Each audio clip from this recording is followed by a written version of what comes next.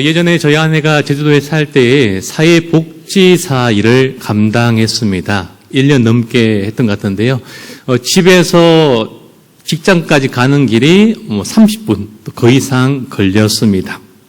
당시 살던 집이 제주도 시내에 있는 칼호텔 옆에 저희가 살던 빌라가 있었는데요. 그곳에서 시내 중심을 지나서 그 직장까지, 요양원까지 그렇게 운전을 하고 직접 출퇴근을 한 적이 있습니다. 운전을 제가 봐도 잘 못했던 것 같은데 어쨌든 1년 넘게 그렇게 아침 저녁으로 매일매일 운전을 잘 하고 다녔습니다.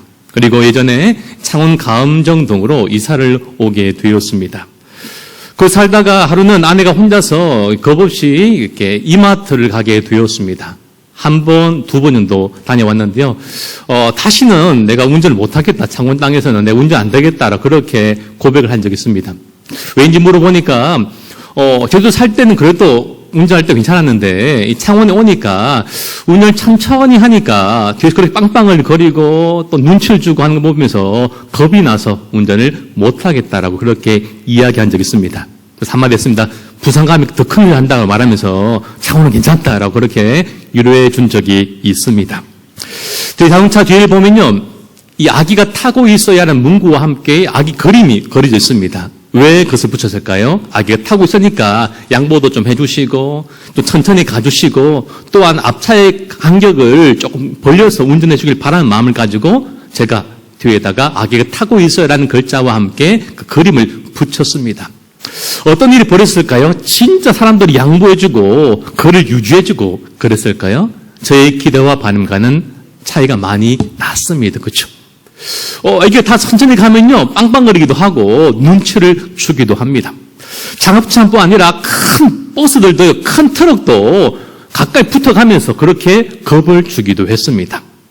왜 초보 운전 붙여도 아무 소용이 없는 것 같습니다. 오히려 더 무시하고, 더 이해하지 못하고, 양보하지 못하는 것이 우리의 모습인 것 같습니다. 오늘 가장 필요한 게 있다면 저는 다른 것이 아니라 바로 긍휼히 여기는 마음이 아닐까라고 생각합니다. 다른 사람을 불쌍히 여기는 마음입니다. 그리고 세상은 정의를 외칩니다. 불을 참지 못하고 정의로운 삶을 모두 다 꿈꾸며 살고 있습니다. 저도 마찬가지입니다. 우리 사회가, 우리 민족이, 대한민국이, 우리나라가 더욱더 정의로운 사회가 되기를 간절히 바라는 사람 가운데 한 사람입니다. 그런데 하나님은요, 이 정의보다 더 원하는 것이 있다라고 그렇게 생각됩니다. 그것이 바로 긍휼함입니다. 다른 사람을 긍휼히 불쌍히 여기는 그 마음, 그 사랑이 우리에게 필요하다라고 생각됩니다. 여러분, 이 세상을 보면요, 잘못을 바라보고 지적하는 사람은요, 진짜 많습니다. 그렇죠? 잘못돼서 이러면 안 돼라고 말하는 사람은 참 많이 있습니다. 그러나 그 사람 바라보면서 불쌍히 여기시고 또 안아주고 위로해준 사람은 참 보기 드문 것 같습니다. 여러분, 어떤 사람이 세상을 변화시킵니까? 저는 잘못을 지적하는 사람이 사람을 변화시킨 것이 아니라, 세상을 변화시킨 것이 아니라, 다른 사람을 따뜻하게 부둥켜 안아주는 그 따스함이 다른 사람을 변화시켜준다라고 그렇게 믿습니다. 여러분, 잘못을 드러내고 그 사람의 창피를 주고 수치를 드러내는 사람들이 꼭 있습니다. 그러나 결코 그 사람 그렇게 해서 변하지 않습니다. 사랑으로 그 사람의 흠을 덮어주는 그것이, 그 사람과 그 마음이 그 한 사람을 변화시킵니다. 따라서 우리가 정의가 이 사람을 변화시키는 것이 아니라 긍휼히 여기는 마음, 그 마음이 저는 이 세상과 사람들을 변화시킨다라고 생각되어집니다. 그리고 그 마음이 한 영혼을 주님께로 인도한다고 생각됩니다. 오늘 하나님은 우리 안에 잃어버렸던 그 긍휼함이 다시 한번 회복되기를 간절하게 바라고 계십니다. 우리 안에 긍휼함을 잃어본 이유는요, 다른 것이 아니라고 생각합니다. 우리 안에 죄성이 바로 우리 안에 긍휼함을 잃어버리게 만듭니다. 어떤 죄성입니까? 지극히 나만을 사랑하고 나만을 생각하고 나만을 위해 살아가는 그 죄성, 지극히 이기적인 그 마음이 바로 우리 안에 긍휼함을 잃어버리게 만듭니다. 여러분, 아무리 착한 사람도요, 돌아보면요, 참 이기적입니다. 겉으로 봐서는 참 좋아 보이고, 때론 내가 생각해도 내가 진짜 착하고 좋아 보이지만요, 그러나 중요한 순간을 생각해보면요, 우린 참 이기적인 것입니다. 자기에게 대해서는 참 관대합니다. 뭐, 그럴 수 있지. 실수했어. 라고 말하지만요, 다른 사람의 잘못에 대해서, 허물에 대해서는 우리는 참 포용적이 못하는 것을 우리가 보곤 합니다. 우리는 모든 결정과 행동이 지극히 나 중심적입니다. 내 자신과 내 자식과 내 아내와 내 가정과 내 남편, 내 아내 늘 이것만을 생각합니다. 같이 일하는 사람들을, 동료들을 우리는 생각하지 않습니다. 그래서 늘 다른 사람을 이해해 주길 바라고 배려해 주길 바라면서 나 자신을 돌아보면요, 그 사람을 정작 배려하지 않고 사랑하지 않고 이해하려고 하지 않습니다. 우리 안에 이기적인 그 마음, 이 죄성이 문제인 것입니다. 오늘 하나님 우리 안에 있는 이 긍휼함이 회복되기를 간절하게 원하시는데, 이 긍휼함의 의미가 무엇인지를 함께 살펴보고, 그리고 긍휼 여기는 사람은 어떤 사람인지 우리가 함께 살펴보며 은혜를 나누었으면 좋겠습니다. 여러분, 긍휼 여기는 사람이 어떤 사람입니까? 첫 번째는 어려운 사람들을 도와주는 사람입니다. 긍휼히 여기는 사람은 어려운 사람들을 도와주는 사람입니다. 여러분, 긍휼함이라는 것은요, 한 번, 두 번 호의를 베푸는 것이 아니라 늘 삶 가운데 불쌍한 사람들을, 어려운 이웃들을 바라보면서 불쌍히 있는 마음을 가지고 살아가는 그 마음과 그 자체를 의미합니다. 그리고 긍휼히 여기는 이 말은요, 불쌍한 사람을 향한 긍휼히 여기는 마음의 상태를 의미합니다. 연약한 이웃들을, 힘든 이웃들을 외면하지 않고 내치지 않는 그 마음과 마음의 상태를 의미합니다. 앞서 말씀드린 것이 마음의 상태를 말씀드린다면요, 이제 말씀드린 것은 행위 차원, 행동의 긍휼함을 말씀드리고자 합니다. 여러분, 단순히 감정적으로 불쌍히 여기고 안 됐다라고 마음 엮는 것이 아니라 그것을 뛰어넘어서 다른 사람의 필요를 다루고 채워주고 고통을 완화시켜주는 그 행동이 함께 따르는 것이 진정 긍휼이라고 성경 그것을 말씀하고 있습니다. 쉽게 말해서 함께 고통받는 것, 고통 속에 함께 드러나는 것이 진정한 긍휼함의 의미가 됩니다. 여러분, 이사 1장 16절, 17절 말씀 보시면요, 이렇게 말씀하는데요, 우리 함께 메시지 성경으로 함께 읽도록 하겠습니다. 시작. 너희 행실을 씻어라. 너희 삶에서 악행을 깨끗이 씻어내어 내 눈에 보이지 않게 하여라. 바르지 못한 일에 대하여서는 아니오라고 말하여라. 선한 일을 배워 행하여라. 정의를 위해 일하여라. 낙오자들을 도와주어라. 힘없는 이들을 대변해 주어라. 힘없는 자들을 변호해 주어라. 아멘. 이것이 긍휼함입니다. 그러면 당시의 사람들은요, 로마인들, 이 헬라인들 가운데, 그 시대 가운데는요, 긍휼함이 없었습니다. 긍휼함이 어떤 사람이 하냐면요, 약하고 여리고 부족한 사람이 긍휼함을 베푼다라고 그렇게 생각했습니다. 그리고 어떤 사람들은요, 긍휼은 영혼의 질병이다. 긍휼이 여긴 이 마음이 영혼의 질병 같다라고 그렇게 말할 정도로 그 시대 가운데에 긍휼함을 보기 힘든 그러한 시대와 문화였습니다. 그들은요, 사람을 자신과 함께 부렸던 그 정도를요, 가차없이 하루아침에 버리는 그 시대였습니다. 그런 시대 가운데 주신 말씀이 바로 긍휼히 여기는 자가 긍휼함을 받는다라고 말씀하신 주님의 말씀입니다. 여러분, 하나님은요, 가난한 자, 가난한 자들을 불쌍히 여기셨습니다. 외면치 않고 그들을 위한 사회적인 법적인 제도를 만들어 주셨습니다. 힘들고 지친 자들을 위한 그 배려의 마음이 바로 하나님의 마음이었습니다. 가난한 자에게 돈을 빌려주어서 큰 이자 받지 못하도록 그냥 웃는 것 받도록 그렇게 만드셨습니다.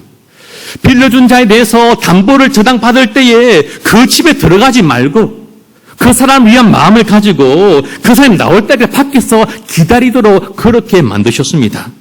그리고 이자의 이웃의 겉옷을 저당 잡았다면 해가 지고 추워질 때는 다시 그 겉옷을 덮어주도록 그렇게 배려해 주셨습니다. 왜입니까? 어려운 사람들은 그 겉옷을 덮고 그 밤을, 추운 밤을 보내야 할 정도로 그들이 가난하고 힘들고 지친 이웃들이기 때문이었습니다. 그뿐 아니죠. 예수님은 어떠셨습니까? 그럼 예수님은요, 병든 자들, 귀인 들린 자들, 마음이 상한 자들, 또한 죄인들, 때로는 실수한 모든 이들까지 긍휼히 여기시고 그를 사랑으로 대주셨습니다. 그것이 바로 하나님의 마음이고 바로 예수님의 마음인 것입니다. 사랑하는 성도님 여러분, 오늘 이 시간 우리가 생각할 것은요, 우리 주에 우리가 긍휼하게 마음을 가지고 생각하고 다가가고 기도해주고 도와줘야 할 사람이 없는지를 한번 돌아보는 이 기도 시간이 되었으면 좋겠습니다. 우리 순회에서 교회에서 이웃들에게 긍휼과 사랑을 베푸는 우리가 되었으면 좋겠습니다. 우리 스스로 하는 것도 중요하겠고 우리 손에서 또 우리 공동체에서 우리 교회에서도 할 수 있는 일들을 잘 해나갔으면 좋겠다라는 그런 마음을 가지게 됩니다. 부산에 있는 한 교회에 한 목사님이 계셨습니다. 이 목사님에게는요, 아기가 있는데 이 아기가 큰 질병에 걸렸습니다. 그리고 수술을 받아야 되는데 수술과 치료비가 약 1억 가까이 들었다고 합니다. 이 목사님 스스로 그 아기 치료 비용을 다 마련할 수 없었습니다. 부모님이 잘 산다면, 돈이 많다면 어떻게 해서든지 그 아이를 수술시킬 수 있겠지만 그런 형편이 되지 못했던 것 같습니다.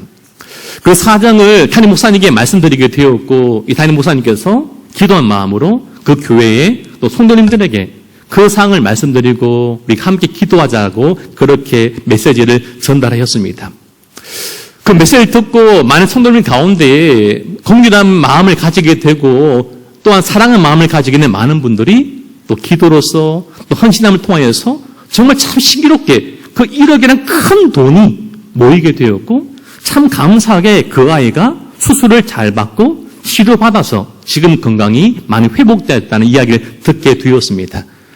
제가 사역했던 교회 일이었고 그리고 얼마 전에 최근에 CTS나 기독교 방송에 나와서 간증을 하기도 하셨습니다. 중도 친구들 가운데도 초등부 친구 가운데도 청년부 친구들 가운데에 경제적으로 힘든 친구들이 많이 있습니다. 우리 성도님들 가운데도 형편 어려운 분들이 많이 있습니다. 우리가 개인적으로든지 또 교회적으로도 그 형편을 돌아보고 우리 힘껏 그들을 섬기고 긍휼함을 베풀어 주었으면 좋겠습니다. 여러분, 경제적인 부분만 말하는 것이 아닙니다. 그렇죠? 우리 가운데 슬픔을 당한 분들, 그렇죠?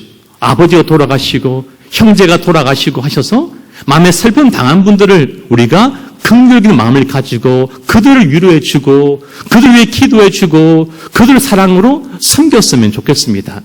믿음 약한 자를 바라보면서 왜 믿음이 없냐라고 그렇게 말한 것이 아니라 그들의 마음으로서 다가가고 이해함으로써 진정으로 우리가 그들에게 사랑을 전하고 끝까지 기다려주고 기도하는 우리가 되기를 소망합니다. 누가 그렇게 말합니다. 우리는 내가 있어야지 도와주고 내 형편이 좋아져야지 도와주고 우리 교회가 더 형편이 좋아져야지 도와줄 수 있다라고 말하고 또 그렇게 기도합니다. 하나님, 저희 삶 가운데 우리 교회 가운데 복 주셔서 더 많은 사람 도와주시게 해달라고 그렇게 기도하곤 합니다.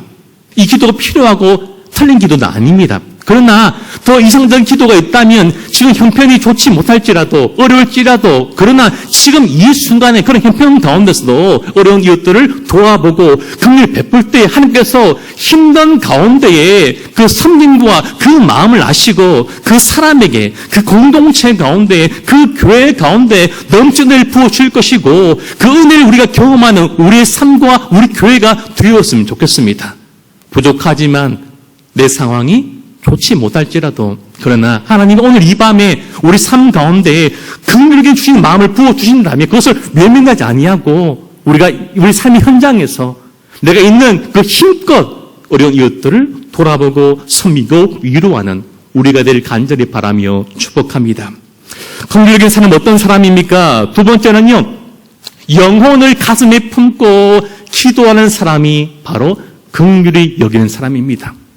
우리 주 이웃들과 성도를 바라보면서 그 영혼을 나의 가슴에 꼭 품고 간절하게 기도한 그 사람이 진짜 긍휼히 여기는 사람입니다.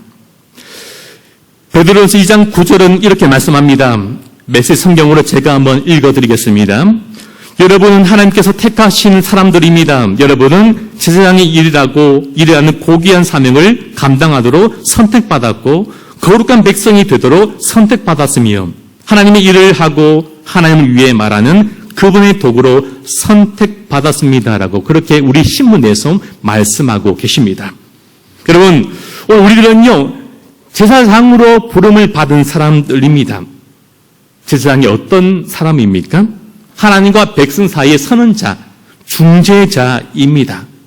백성의 상황과 문제와 아픔과 어려움과 죄악과 수많은 인생의 무거운 짐과 눈물과 아픔과 슬픔을 다 가지고 가슴에 품고 어깨에 메고 하나님께 대신 짊어지고 나아가 고백하고 드리는 사람이 바로 제사장입니다. 그렇죠?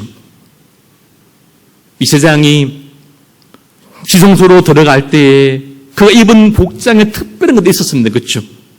그의 어깨에 이스라엘 각 지파의 이름이 새겨진 보석들이 붙어 있었습니다. 왼쪽에 오른쪽에. 그리고 가슴의 흉배에도 각 지파 이름이 새겨진 그 12보석이 붙어 있었습니다. 무슨 말입니까? 12지파의 모든 백성들의 질물, 아픔을, 죄악을, 기도 제목들, 형편을 다 어깨에 메고 가슴에 품고 기도하는 마음으로 예배하는 마음으로 하나님께 나아가 그렇게 예배 드리고 제사 드리고 간구를 드렸습니다. 어떤 간구였을까요? 하나님, 우리 12지파, 우리 민족, 백성들 긍휼히 여겨주십시오. 우리 자녀들을 하나님 한번 불쌍히 여겨주시고 우리에게 은혜를 베풀어 주십시오라는 그런 기도였을 것입니다. 사랑하는 성도 여러분, 우리 여러분들이 여러분 가정에서, 직장에서, 삶의 현장에서 이와 같은 모습으로 서 계십니까? 그렇게 살아가고 계십니까? 수많은 인생들의 아픔과 고뇌와 삶의 문제와 혼란과 방황을 어깨에 메고 가슴에 품고 그렇게 기도하며 살아가십니까? 아니면 내 문제만 달랑 하나 들고 내 자식 한 명은 달랑 들고 그렇게 기도하며 그렇게 살아가는 사람은 아니십니까? 오늘 우리들은 우리의 이웃들과 우리 성도들의 아픔을 가지고 울어야 하는 사람들입니다. 이때 진심으로 울어줄 사람이 없는 시대가 바로 우리가 살아가고 있는 현재 시대입니다. 하나님의 긍휼하신 마음을 받아서 긍휼하심을 따라서 본받아서 우리의 가족과 우리의 이웃과 성도들과 나라를 위해서 기도하는 우리가 되기를 소망합니다. 주를 돌아보면요 참 아픈 분들이 참 많이 계십니다. 그렇죠? 자세히 보면 다 아픕니다. 그렇죠? 안 아픈 분이 아무도 없는 것 같습니다. 기도할 사람이 그만큼 많다라는 것입니다. 마음이 상한 분이 계시고요. 마음이 무너진 분들도 참 많이 계십니다. 믿음이 연약하여서 방황하는 우리의 자녀와 이웃들과 성도들도 있습니다. 이 땅에 다음 세대가 많이 있고요. 고3 수험생들도 있고요. 우리 자녀들이 있고 열방과 선교를 위해서 또 영혼들을 위해서 그들의 모든 짐을 가지고 정말 긍휼히 여기는 주님의 마음을 가지고 날마다 기도의 자리에 나아가는 우리 모두가 다 되기를 주의 이름을 간절히 소망하며 축복합니다. 마지막으로 긍휼히 여기는 사람은 영혼 구원을 위해서 전도하는 사람입니다. 어떤 사람이 영혼을 사랑하는 사람입니까? 긍휼히 여기는 사람입니까? 영혼들을 위해서 복음을 전하고 전도하는 그 사람이 진짜 주님의 마음을 가지고 긍휼히 여기는 사람입니다. 여러분, 하나님 세상을 사랑하셨습니다. 그렇죠? 저와 우리 모두를 다 사랑하셨습니다. 우리 모두를 향한 놀라운 계획과 그 뜻을 결코 포기할 수 없었습니다. 허물과 죄로 죽은 우리를 그냥 볼 수만 없으셨습니다. 왜입니까? 우리를 향한 그 사랑이 너무나 크고 너무나 놀라웠기 때문입니다. 그래서 그 놀라운 사랑인 바로 예수님을 우리 가운데 보내주셨습니다. 우리 대신하여서 그 예수께서 어린 양이 되셔서 십자가 위에서 죽으시고 또 부활하심으로 인간의 모든 고통과 모든 문제와 아픔의 근원을 제거해 주셨습니다. 우리에게 생명을 주셨고 우리에게 소망을 주셨고 우리에게 능력을 주셨습니다. 바로 예수님의 성육신과 그 십자가 위에서의 보혈을 흘려 피 흘리신 그 죽음과 놀란 그 부활이 바로 하나님의 긍휼인 것입니다. 가장 큰 긍휼의 결정체가 바로 예수님의 십자가 죽으심 그리고 부활입니다. 그런 하나님은요, 우리가 그 마음을 가지고 그 은혜를 잊지 않고 긍휼적인 마음을 가지고 이 땅에서 살아가기를 원하십니다. 예수님처럼 그렇게 우리도 불쌍히 자로 긍휼적인 자로 그렇게 하루하루를 우리 삶 가운데 살아내기를 그렇게 원하십니다. 우리는 이미 주님께로부터 그 긍휼함을 받은 사람이고 또 우리의 부모님으로부터도 큰 긍휼함을 받은 사람입니다. 그렇죠? 우리가 주님께로, 부모님께로, 성도님들께로, 이웃들로부터 이미 긍휼함을 많이 받은 사람이기 때문에 우리는 우리 자녀들에게, 우리 이웃들에게 내가 받은 그 긍휼함을 다시 흘려보내야만 하는 것입니다. 특별히 우리들은요, 아직 구원받지 못한 우리 이웃들에게 그 긍휼함을 베풀어 주어야만 합니다. 예수님의 관심은요, 영혼 구원에 있습니다. 생명에 있습니다. 병든 자를 치료하시고 죽은 자를 살리시고 귀신을 내쫓던 이유는 다른 것이 아니라 예수님이 진짜 생명이심을, 영생이심을 그들 가운데 보여주시길 위해서였습니다. 예수님은 참된 구원자이심 그들 가운데 놀라운 기적과 이적을 통해서 모든 사람이 다 알도록 선포하시기 위해서 놀라운 기적과 이 기사를 베푸신 것입니다. 오늘 우리 또한 만나는 사람들에게 오직 예수 그리스도가 만왕의 왕이 되시고 만주의 주가 되시고 참 길이시고 참 진리이시고 참 생명과 구원이심을 우리가 증거하며 살아가야 합니다. 우리 안에 그 긍휼함이 들어올 때에 그 긍휼함을 충만하게 될 때에 만나는 모든 사람들을 불쌍히 여김 통하여서 그들에게 참된 위로와 참된 소망과 참된 능력과 참된 생명이신 우리 주님을 우리가 담대하게 그리고 사랑으로 우리가 증거하는 삶을 살 수 있는 것입니다.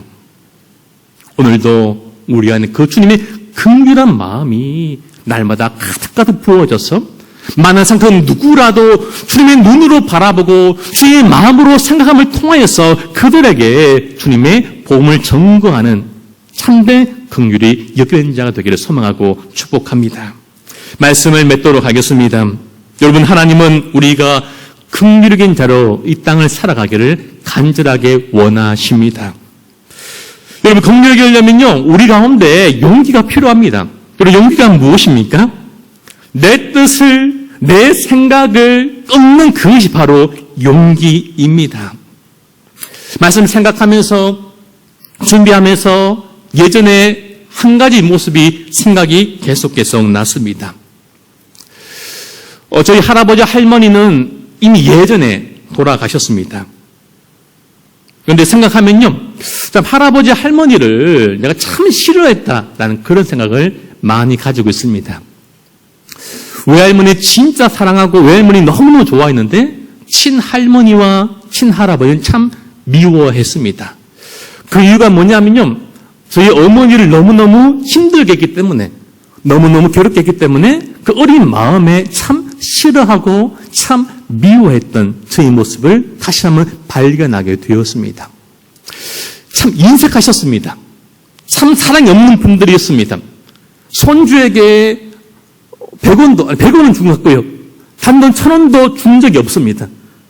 저희 집에 모시고 살았는데 그렇게 오래 사시면서 손자에게 단돈 1,000원도 준 적이 없는 평생 동안 그렇게 인색한 분들이었습니다. 사랑한다 말한다고 침략받은 적 단 한 번도 없습니다. 그리고 참 다른 말로 표현하면 이렇게 까탈스러운 그런 분들이셨습니다. 기사를 드시는데 그냥 음식은 절대 드시지 않았습니다. 항상 밥상에 아침이든 점심이든 저녁이든 늘 생선이 따라와야지만 식사를 드셨습니다. 그래서는 안 드셨습니다. 항상 조기가 올라와야지만 식사를 드셨습니다. 꼭 국이 있어야 했습니다. 소고기국이 있어야 했습니다. 여러분 생각해 보시겠습니까? 무더운 여름날에, 그 더운 날에 아침으로, 점심으로, 저녁으로 늘 생선을 구운다 생각해 보시면 얼마나 힘들고 짜증나겠습니까? 그렇죠? 늘 국을 끓여야 하는 그 마음이 얼마나 힘들었겠습니까? 참 어려웠을 것 같습니다. 힘든 일을 하시면서 그렇죠. 그냥 가정만 돌봐도 그 일이 너무 힘들 텐데 힘든 농사일 지어하면서도 때가 되면 집 와가지고 시부모님이 꼭 국을 끓여드리고 생선을 구워드리고 한다고 얼마나 그 며느리가 그렇게 얼마나 힘들겠습니까? 그렇게 평생을 모셨으니까 병이 안 날 수가 없었을 것이라고 생각합니다.